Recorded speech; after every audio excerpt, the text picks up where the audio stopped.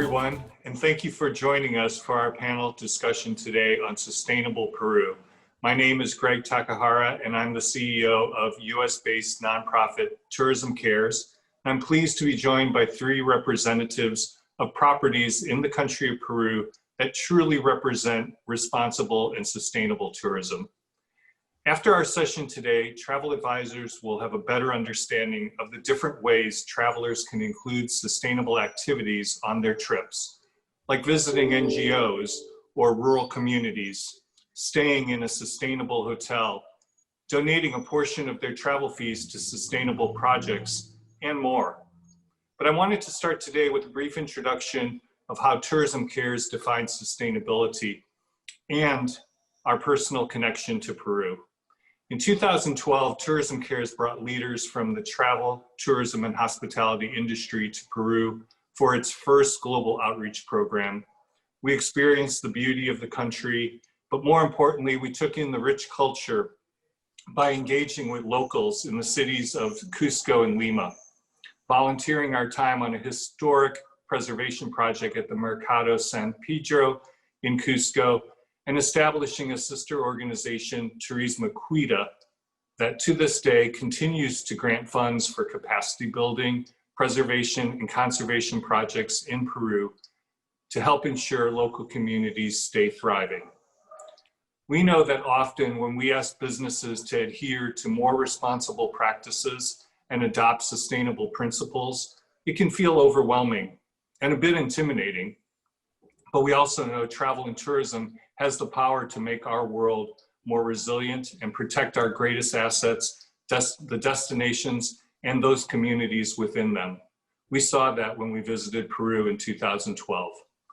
We approach sustainability by looking at three pillars. Sustainability must address positive impacts for the environment, culture, and the local economy. We must ensure that the communities we visited are maintained and left better than before we visited. Local communities should be engaged and given a voice within the tourism value chain. There are steps that we can take, from working with brands that prioritize employing locals and buying local goods and products, to encouraging our clients to visit and experience local cultures taught from the very people that actually live within it. All are ways to ensure our global destinations stay thriving. Money should stay in that destination, locals should be involved in decision-making, and our travelers should be educated before arriving. And that's where conversations like today's comes in. We'll look at how partners in Peru are using more sustainable business models to ensure travel remains a force for good in their country. Now I'd like to introduce our panelists. Our first panelist is Terry Coombs. He's the director at Willka Wellness Resort. Terry, if you could introduce yourself. Thank you, Greg. It's a pleasure to be here. My name is Terry Coombs, and I'm the director of Willka Wellness Center. We were founded in 1995 in the Sacred Valley and have been focusing on wellness, yoga, and sustainable travel since our inception. It's nice to be here. Thank you for having me. Great, thank you, Terry. Our second panelist is Julia Steck. Julia is the sales manager at El Albergue Ollanta Tambo, and she can actually do the pronunciation a lot better than I can. Julia. Thanks, Greg. Hi, my name is Julia, and I work with the El Albergue Hotel in Ollanta Tambo. The hotel was started in 1925. And it's still a family-run hotel, and it consists of a hotel, a restaurant, an organic farm, a school, among many other projects. Great, thank you, Julia. And our last panelist is Petite Mirabelle. She is the director at Sol y Luna. Petite, welcome. Hi, good afternoon to all. My name is Petite. I am the owner and host at Sol y Luna. This is my home. I'm French born, been living in Peru for the past 25 years. When I moved to the Sacred Valley, the first thing I've done was to create a foundation that is called Sol y Luna. Started to work into education and then created the hotel to have a direct funding from the hotel to the foundation. So this is my life. Great, wonderful. Well, let's get into our session. My first question is, why do you think a sustainable experience or product has to be included in every travel itinerary? Well, at Soliluna, I have to say that, well, the hotel is actually 20 years old. So I've been receiving guests for the past 20 years. And I would say that throughout the past 10 years, the best experience that my guests had was not actually to be in a beautiful property, lovely garden, but that was the time they were able to spend with us, with our children at the foundation. Now, I got many guests that have been writing to us after their trip, and telling us, thank you. Thank you for allowing us to spend a day, half a day, a few hours with your children. So I think that's real life. Personal experience, absolutely. How about you, Terry? I would agree with that. Connection with the locals and the land is the most important thing. And we start with our staff here. We have 20 Quechua families that have been working with us for 25 years. And the thing that the guests always talk about are how beautiful and caring the local staff are, and connecting with them directly, visiting their homes, eating their food, and really experiencing the local culture is always a highlight for people. Great. And last but not least, Julia, do you have anything to add to that? Yeah, so just I guess kind of zooming out, thinking about just in any travel itinerary, I think sustainability is an absolute necessity. If you think back to maybe the first time you went camping, which for a lot of people is maybe their first travel experience, kind of the rule of thumb is leave only your footprints and take only your photographs. So that's, I mean, just the most basic level of sustainability, but what we're hoping to do is kind of take it one step up, and not, for us, being sustainable isn't enough. We're hoping to be regenerative. So we're not trying to keep things the way they are, but hoping to improve upon them. When you travel, you go somewhere and you're personally benefiting from the experience. So if the traveler is benefiting, then why shouldn't the destination? So that's something that we're trying to focus on. Great. That's great advice. And what do you feel are Peru in particular, Peru's greatest strengths in terms of what it can offer as a sustainable tourism destination? I have to comment on the concept of Aini, because here in the Sacred Valley, we're very focused on the natural beauty and the culture of the Quechua, who are the descendants of the Incan people. And so they have a concept called Aini, which is reciprocity. And just as Julia was saying, when you're taking from the local land and you're experiencing the local culture, you should be giving back to it. And it's not only a concept of responsible travel, but it's an actual tenet of Andean cosmology and spirituality. So the locals really believe in giving back, and also asking permission from Pachamama before you do anything. So anytime you go to any event or ceremony in the Andes, you always see an offering to Pachamama, a despacho as they call it, a way of asking for permission before you use these beautiful resources. And I think that is something that Peru offers that no other culture in the world has. Mm-hmm. I love that, Terry. I think it's so important, especially for there to be respect, for the local communities and the local traditions and cultures. And, it's important that those who are putting together those itineraries have that understanding of kind of asking permission or asking for that, respect, seeking out that respect. How about Petite or Julia? Do you have anything to add? Well, I do think respect is the base of any should be the base of any society, and even more when you work into tourism, that you bring people from the outside into a country, that should be taken into account in anything that we do here in the Valley. Mm-hmm.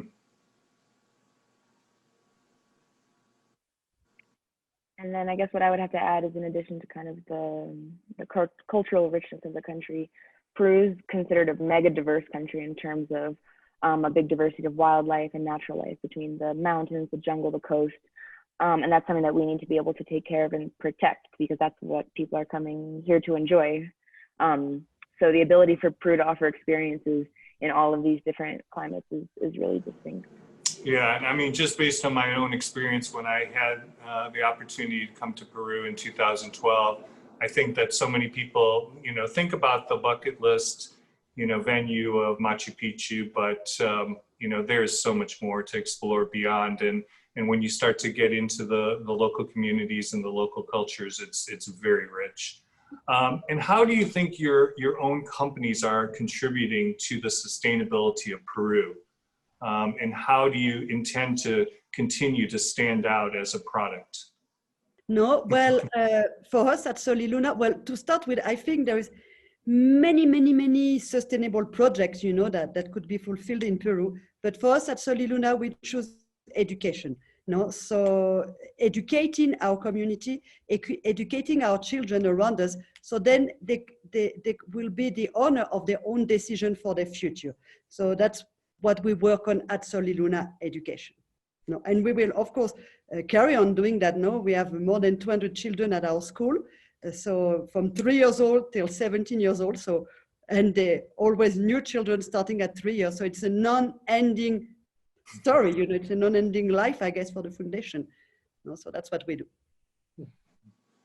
I think Soliluna does an amazing job with education. It's so important. We look at education as well. We also support a mountain community. And right now, because of COVID, we're working on virtual education. So we're trying to find ways for kids to study virtually and providing them with cell phone plans, which sounds funny when you're talking about educating kids, but for some of these communities, it's the only way they can actually access any type of schoolwork. And then we, of course, believe in learning from our staff and our local community and helping teach them things about permaculture, composting, sustainable water use. And then finally, I would say the guests, you know, having the guests learn about the Peruvian culture and the concept of Aini and Pachamama and respect for nature is so important because they can then take that back to their communities back home. Well, definitely, as Terry mentioned, I think education nowadays has become a challenge, you know. The school is virtual for all the children in Peru, and most of the children in the Sacred Valley have no access to internet, have no access to a computer, have not even access to a table sometimes. So it is very complicated. So we had to transform our school into a virtual school. So it's been over challenging. We now have over that 80% of our children are now connected. We also had to, well, we have a center for children with disability. And as you can imagine, there's no way they can study or receive therapy through virtual. No, so we had to create a new program so we could access to them. So we have now a program that is called Pacari at Home. And we daily, well, from Monday to Friday, we have a team of therapists and teachers that go to their home, do the therapy and teach to them directly one by one. So they're not being abandoned. And you know, I think the children are being abandoned more than ever in Peru. I go out daily to visit the families that we work with. And you know, it's like all those children around us have no access to any education at all. And I'm like, wow, and what is the government doing? What's going on in the country? You know, it's like they've been abandoned, they've been forgotten. So we have to work even harder today, you know, to be present for our children. So we're doing many actions. We also have a foster home, and the foster home has grown because we had to push the wall in a way, because we used to have like 12 children when the pandemic started, and now we're close to 20 children because we had no choice that to bring them down from the community and to say, doesn't matter, move in with us, you know, and get food, get education, get access to life, you know, because it's just, life has been cut from those children from one day to another. Great. And Julia? Our company is focused on providing a product that's sustainable at a social and environmental level. So at the social level, I mean, the albergue is the largest employer of locals in Ollantaytambo. Over 90% of the team is from Ollantaytambo, which, if you know, it is a fairly small town in the Sacred Valley. And we have a restaurant called Chuncho that focuses on only offering local plates. So part of that is an effort to support other local businesses in terms of our purchasing and things like that. And then on the environmental level, we have an organic farm where we try to do sustainable farming practices. And we've also been collaborating with organizations that help with carbon offsets. So an example is Regenera. So they help us measure our carbon footprint, and we've been working with them for 3 years. Another organization we work with is EcoAn. We've been doing events called Itinerary, which is an event that includes the whole staff. So it's a day where we shut down the hotel and go up to different parts of the valley and plant trees And that, I think, was a really exciting thing for not only the staff, but guests alike to hear about. So we've recently started our own organization called Valle Sagrado Verde. And our goal for this year is to plant 50,000 trees. So it's a reforestation project right here in the Sacred Valley. And we have a bunch of local organizations helping out and supporting us with this project, including Willka. So thank you, Terry, for your support on that. And yeah, those are some things we're working on. Yeah, thank you for that, Julia. I think, that's such an important tenet of sustainability. It really is the element of collaboration. And it's very evident that, in your instance, you've cited a lot of examples of how you've collaborated with others within the community and how important that is to really kind of create that authentic feeling. You've already elaborated on it, and maybe some of you have some other ideas of some of the different ways to include more sustainable options in travelers' itineraries. I think especially now, there's such a focus on what we could consider to be, immersive, authentic experiences. And it sounds like all of you have that to offer. So can you give the travel advisor audience a little bit of a better feel of how they can get creative in terms of creating these itineraries? Yeah, there's so much happening right now, which is really exciting. I think education has been a focus for a long time. I'm really happy to see Julia talk about the environment and reforestation, because that's something that over the last few years, you can really see the difference in the Andes and the Sacred Valley, burning, stripping, farming, construction. And I think it's so important for all of us to partner together and protect these resources, because if things go the way they are, it'll be a very different place in 20 years. It's already changed a lot in 20 years for those of us who've been here. And I think to answer your question, as a travel agency promoting itineraries, there's really every option, right? So you can guide your clients towards education, towards visiting communities, towards environmental cleanup, towards carbon offsets. And you can ask them what they're interested in, but there are so many different options there. And I think it is important to do research and to ask around and to find out what people are really passionate about, because we just sent out a survey today to our 10,000 guest database, asking them, are you more interested in education, nutrition and healthcare, or environmental cleanup? Because we can't do it all. We want to know what people care about so that when they come here, we can get them involved in a project that's going to be meaningful to them personally. That's great. Petite? Well, I think,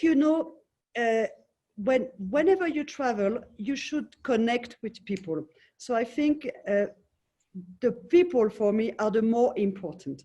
I would say connect with the local people, connect with the local culture, have time to listen to them, have time to, sometimes I see the guests, and they have some activity that their days are too packed, they have to do things from 8 o'clock in the morning till 8 o'clock in the evening.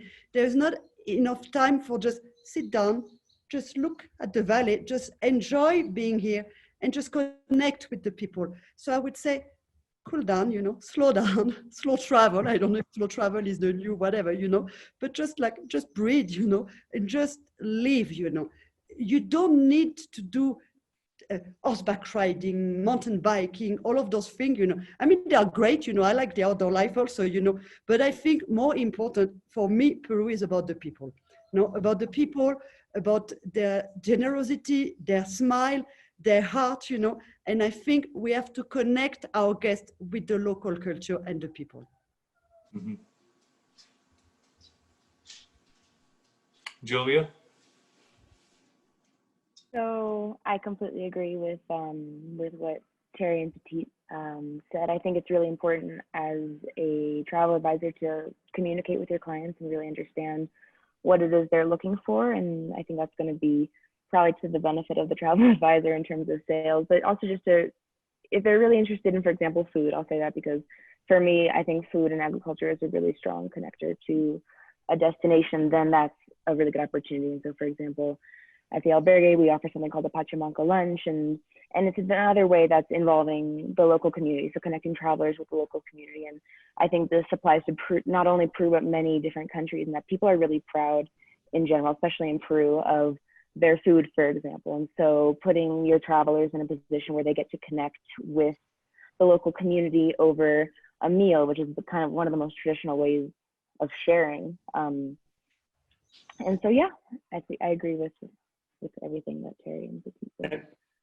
Actually, I have to second what Petite said, because it's really important for travel advisors to understand that most North Americans do exactly what Petite described. They come here and they try to do everything. And I think for some of us who are very active, that's important to do your first trip. But all of them, and without exception, say, I wish I just had more time to sit quietly and enjoy the nature and enjoy the people and enjoy the food. And when they come back, which most of our guests do, then that's what they do. They stay here for 3 days. They enjoy the gardens. They maybe go visit a school or do a hike, but they don't try to see every ruin and every market and every restaurant. And I think some people have to learn that. Generally, if you can advise people that the Sacred Valley is a special place, you want to spend a few days in one place, and you have to deal with altitude and you have to deal with fatigue. And so it's important to not try to overdo it here. It's really a place to slow down, not to speed up. Great. That's great advice. And I certainly can say that I'm going to leave this conversation, very inspired by, what offerings there are amongst all three of your properties, and your enthusiasm for what you have to offer in terms of wellness, in terms of education, in terms of food. But what is really clearly the connector here, like you said, it's the people and the culture, and that's exactly what makes a place special. So thank you for that. Can I ask each of you just to share some final words for our audience? Well, I think, what I try to do in my daily life as an hotelier and as a human being, it's to touch people's heart. No? So I think when people come to Peru or come to the Sacred Valley, the motivation was probably Machu Picchu.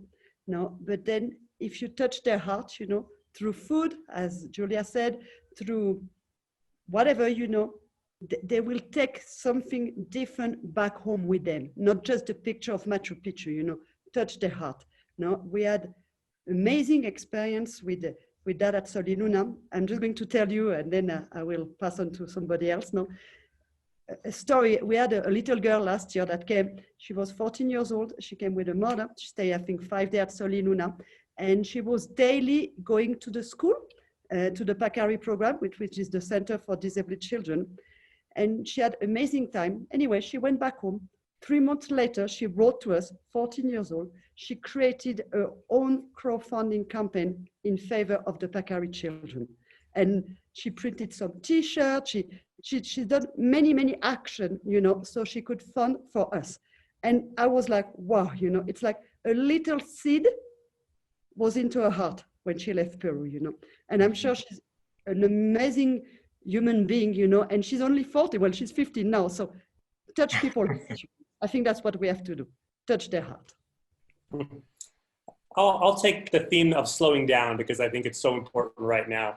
I think our guests and our partners, which should come here and enjoy our gardens, enjoy our organic vegetarian food, do some yoga, do some hikes, and really just sink into the Sacred Valley with, of course, the people in the community that surround us. But right now we're in a time where wellness is so important, and we are really working on creating an offering that allows people to slow down, that includes different Andean spa treatments, includes essential oils from our garden, includes juice cleanses, organic farm-to-table food, so that people can come here and really slow down and recover from what's been a very difficult year. And I think it's important for people to think about Peru as a travel destination, especially right now. It's a place where wellness and natural connection abound. And also, we're open for business. We're still catering to guests right now. We've had Peruvians come stay with us this week, which is really exciting. And we're looking forward to having our North Americans come back soon, hopefully next month. Great. And I would probably just come back to what we talked about earlier, in that at this point, kind of where we are in the world and the travel industry, I think being sustainable really isn't enough, and that in the travel industry, we should look to be regenerative and look to be leaving the destinations better than when we got there. So as a travel advisor, looking for experiences in which your clients can participate in something or support an organization that's really making the effort to contribute and give back to the destination. Great. Well, understandably, we support that proposition very much so, Julia. But thank you all. This has been a wonderful panel discussion. I know that it's a short period of time, 25 minutes, but if we really had 3 takeaways here, it was to really leave inspired, to learn about the sustainability efforts that all of you are making within the Sacred Valley, and how you're making Peru a more sustainable tourism destination, and really how we can use sustainable travel to generate a positive impact on local communities, which you've all identified. So thank you all for your time, and best of luck. Stay safe.